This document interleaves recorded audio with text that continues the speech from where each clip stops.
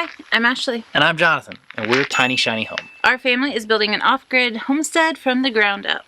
Literally. Since moving to Arizona 4 years ago and starting our own natural building journey, we've seen an explosion in interest, ideas, methods, creativity, and community all around creating a life that's more natural and sustainable than the one we left behind. Today, we're here to ask why. Why are so many of us searching for something simpler? Why are so many of us drawn to these alternative building methods, and why is this movement so important? Let's find out.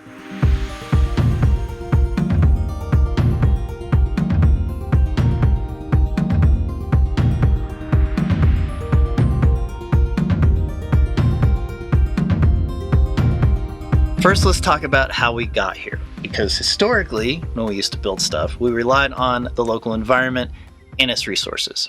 For example, the Great Pyramids of Giza used local limestone quarries for the majority of their blocks.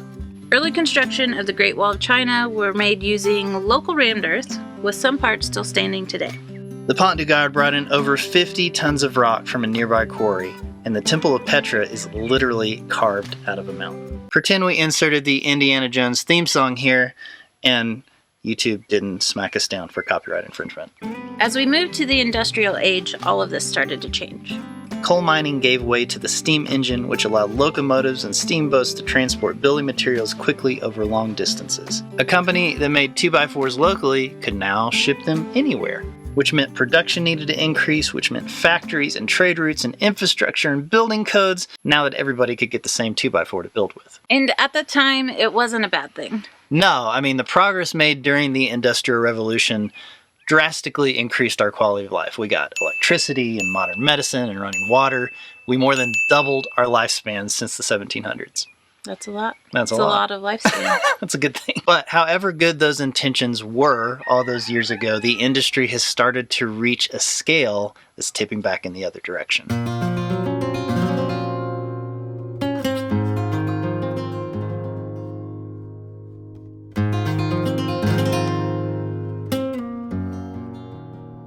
We're starting to see the true scale of massive manufacturing, and it's not good.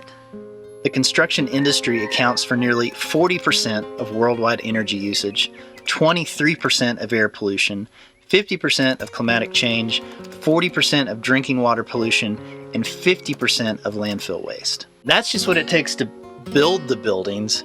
The stuff that we're putting in the buildings, also not great. The paint that we're putting on walls is full of VOCs, which can cause cancer and birth defects. The fire retardants in furniture and textiles have PBDEs, which can cause tumors and thyroid issues. Formaldehyde is still used in particle boards and plywood and can cause respiratory problems. So before I started researching this, I knew it was bad. I don't think we realized how bad it was. It's real bad. Yeah. It's real bad. Now, we aren't looking for doom and gloom. We want to see a better way forward, but we did need to establish just how bad the process of building a house is. So, let's talk about how we can make it better.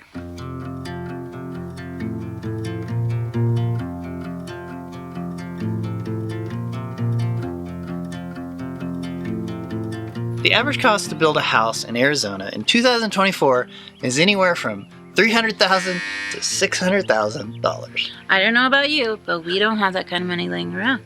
One website I saw said set aside $100,000 just for framing. I think it's safe to say we've reached a point where building a traditional house is out of reach for most of us. Which really sucks, right? I mean, being able to build a safe, permanent dwelling as cost effectively as possible shouldn't feel impossible. No, but it's also contributing to the homeless population, and it's adding a ton of stress for those of us who are trying to play by the rules and get a mortgage. I think natural building can help put the power back in our hands to build ourselves and not spend the next 3 decades of our lives in debt trying to pay off the place that we're living in. Programs like the Owner-Builder Opt-out, where we live here in Cochise County, Arizona, allow individuals to design, construct, and create their own structures with limited inspections and oversight. This means you don't need to spend thousands of dollars in fees and permits or engineered plans, nor do you need to be a licensed contractor, plumber, electrician, or professional to create your home. Alternative building is a great way to offset some of those costs because you can source local and recycled materials at a fraction of the price.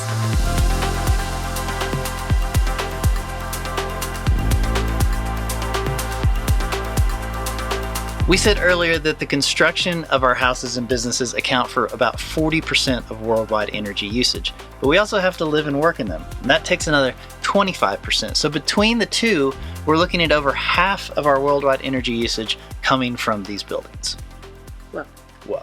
So the second way that we can make this better is not only to find more efficient ways to build, but also better ways to insulate, heat, and cool while we're building. Those of you who are watching our channel already know this. Shoving dirt from your own property into a bag to make a wall saves gas, transportation, and money, and by not relying on big machines or generators, you're creating a safer and quieter and less polluted work environment. There's something pretty magical about getting your hands in the dirt, creating something beautiful while soaking up the nature all around you. That doesn't mean it's faster, though. Absolutely not. Choosing the path less traveled will create a lot of additional obstacles, and physical labor is one of them. Yes, this is not easy work. It's not, and that's why community is so important, which we'll get to in a minute. Natural building can also be more energy efficient. Straw bale and cob create a densely insulative wall structure, and earthbags use thermal mass to pass energy through while keeping temperatures stable. Combine that with solar power, natural heating and cooling elements, and we have a really great opportunity to build a house that performs better than any modern stick-built house. A lot of these ideas are ancient, weird, and very non-traditional, but that's what makes them so powerful. At a time when the construction industry needs a shakeup, it's going to need people like you who are taking big risks and asking big questions to help move us forward.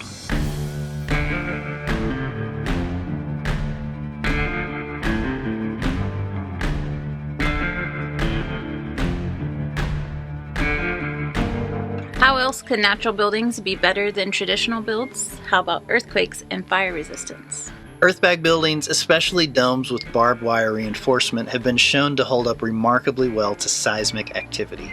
Anything circular and interlocked is going to fare better than a bunch of straight walls and sharp corners. When we build with the earth and into the earth, we create a strong but flexible structure that allows the quake to move through it. Recent research has shown that forest fires are burning twice as much tree cover as they did 20 years ago. And with increased droughts and stronger winds, we're all aware of how dangerous a small spark can be here in the desert too. The good news is, dirt doesn't really burn. So earthbag, rammed earth, and cob walls are all inherently very fire resistant. Properly packed straw bale walls shouldn't have oxygen for combustion, and most of our natural builds are going to have an earthen or cement-based plaster layer that will also slow down ignition. Since we're more in tune with what our land is doing, we're likely to add more protection. A good example of this is berms and swales. These are trenches on contour that stop sheet-flowing water and grow trees quickly to slow down wind and fire in front of primary buildings. Again, we're reaching back into the past for many of these ideas and finding that they're still incredibly relevant.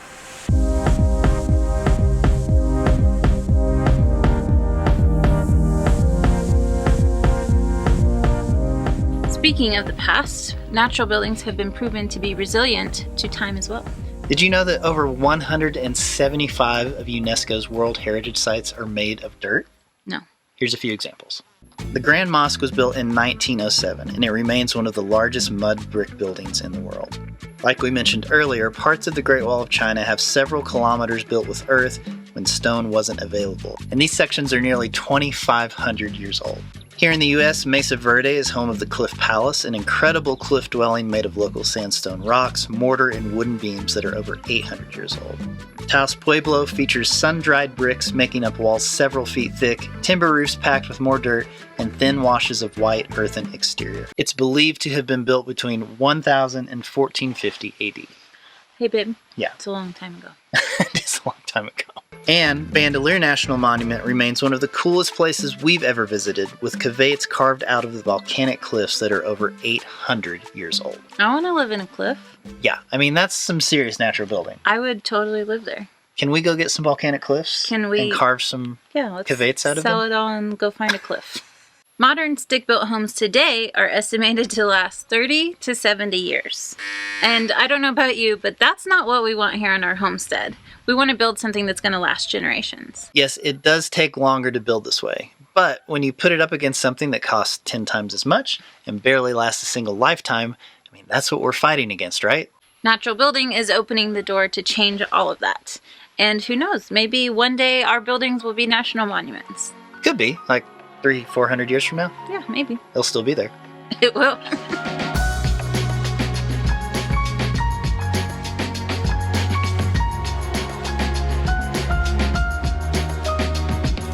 Another reason that many of us are looking to get back to a simpler life is just the overwhelmingness of modern society. Yeah. Everyone seems to be stressed, sick, depressed, unhappy, and out of shape. Choosing to build alternatively sort of naturally puts us in a position to sidestep a lot of that because we get to be outside in nature. Did you know that nearly 4 out of 10 people in the U.S. have a vitamin D deficiency?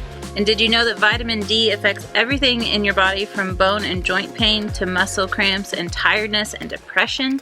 Out here, we're breathing fresh, clean air, feeling the wind, and letting our bodies adapt naturally to the changing seasons. We're building and making important things with our hands that gives us purpose. Even better, we know that we're building in sustainable ways that will help preserve our local ecosystems and keep us feeling good about the choices that we're making. All of those things add up to a much healthier outlook on life, better physical and mental health, and the knowledge that we're taking action and making a difference.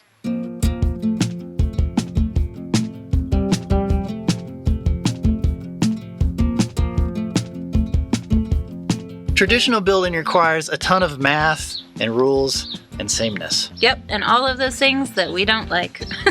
So by building naturally, we get to do fun things like experiment, bring in recycled materials, be creative. Yeah, we get to find the art in what we're making and not just the function.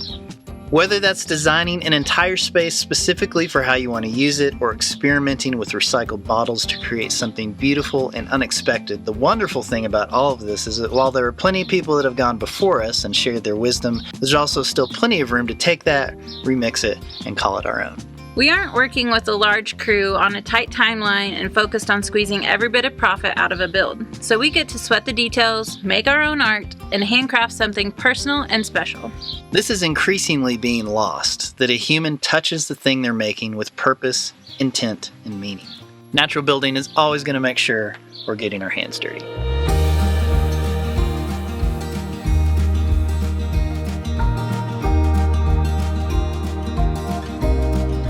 And finally, we believe that building naturally helps us grow community and build towards a better future. Over in our neck of the woods, we've seen several barn raiser type communities spring up. Everyone comes together to help an individual with a specific part of their project, making massive progress in a short amount of time. This happens on a regular schedule, and everyone is more than happy to help their neighbor get through a difficult part of their build.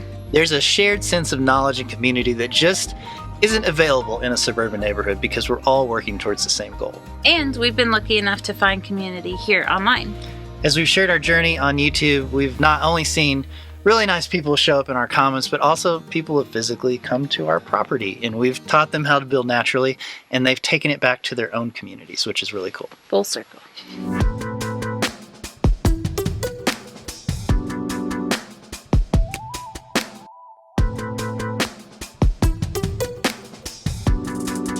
So, what now? Well, that's up to you. I mean, we hope that this whole idea of building more naturally and alternatively inspires you to think differently about the buildings that we live in. There's so much opportunity to find better ways to build, and the good news is it can look different for everyone. Here on our off-grid desert homestead, the last 4 years have seen us experimenting with hyper adobe earth bags, super adobe earth bags, natural plasters, and recycled bottle bricks with projects like our solar shed office, chicken garden, dome home, and composting toilet outhouse. We're even in the middle of building a gigantic roundhouse as our family home. But we've also worked on rebuilding storage tents, putting up a recycled steel metal truss RV cover, and rehabbing a shipping container into a goat barn. Most of our earthbag buildings even have traditional roofs on them so we can catch rainwater and add solar panels for power. I guess what we're saying is there's no one right way to build naturally. Different projects are going to have different requirements, and everyone is welcome, because if we all do a little bit, it makes a big impact. So let's band together and create a more sustainable and natural tomorrow. I believe in the future. I believe in the past. I believe what you truly desire, you can bring to pass. All you need is a focus and a story to hold, and the faith that you can achieve what's inside your soul. Someday we'll make it on by. Someday. Other days we only get to try. Either way, no matter what people say. Either way, we're gonna get better. Know that you can make it. Hold it tight, cause they will try to take it. Keep it close, cause they will try to shake it. But whatever